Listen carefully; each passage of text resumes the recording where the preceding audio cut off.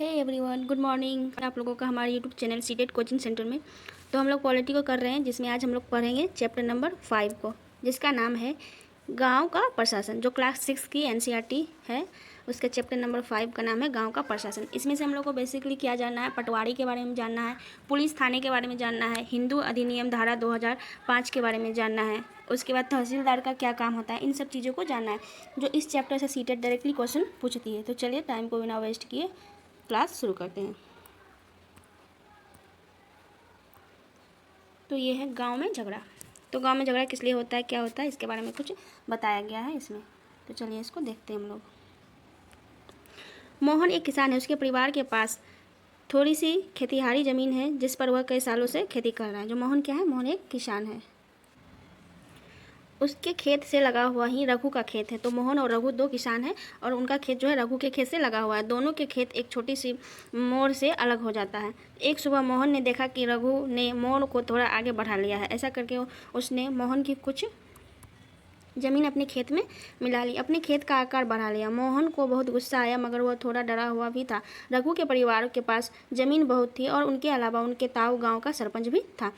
फिर भी मोहन ने हिम्मत जुटाई और रघु का घर पहुंच गया और दोनों के बीच कहा सुनी हुई रघु ने तो मानने से इनकार कर दिया कि उसने मेयर को आगे बढ़ाया। मेयर क्या होता है, किसकी ज़मीन होती है, इसकी ज़मीन होती है, और बीच में जो एक रहता है कि इसका ज़मीन, इसको क्या कहा जाता है, मेयर कहा जाता है।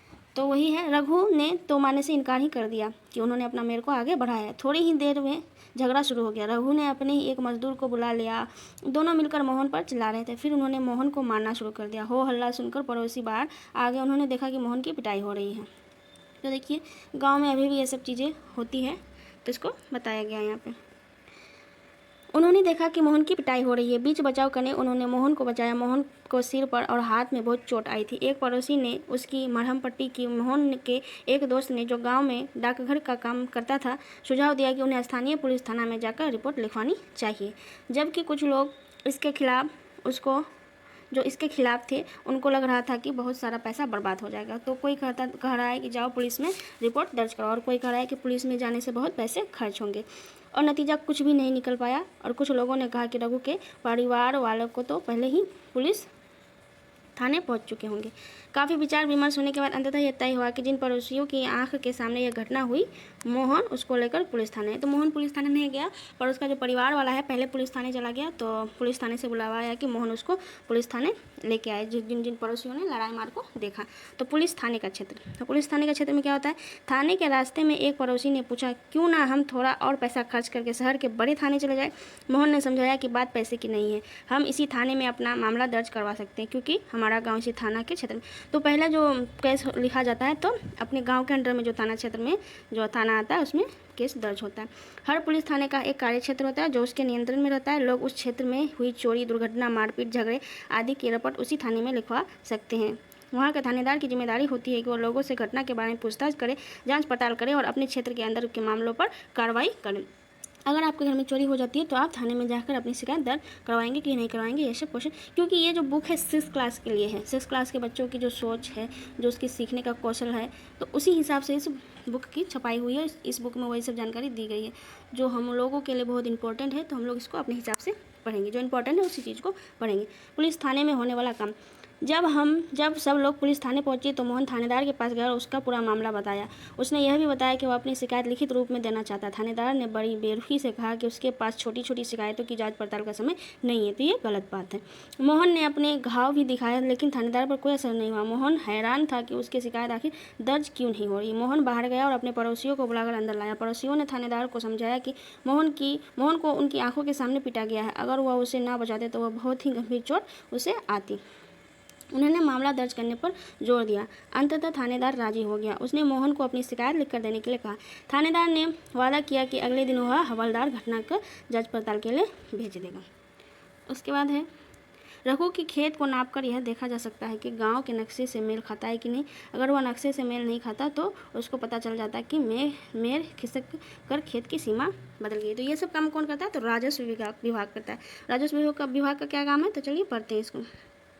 मोहन और रघु में खेत की मेड़ को लेकर जबरदस्त लड़ाई हुई। क्या ऐसा कोई तरीका नहीं है जिससे वह अपना मामला शांतिपूर्वक सुलझा लेते? क्या कोई ऐसे अभिलेख यानी रिकॉर्ड होते हैं जिनसे यह पता चल जाए कि गांव में किसके पास कितना ज़मीन है?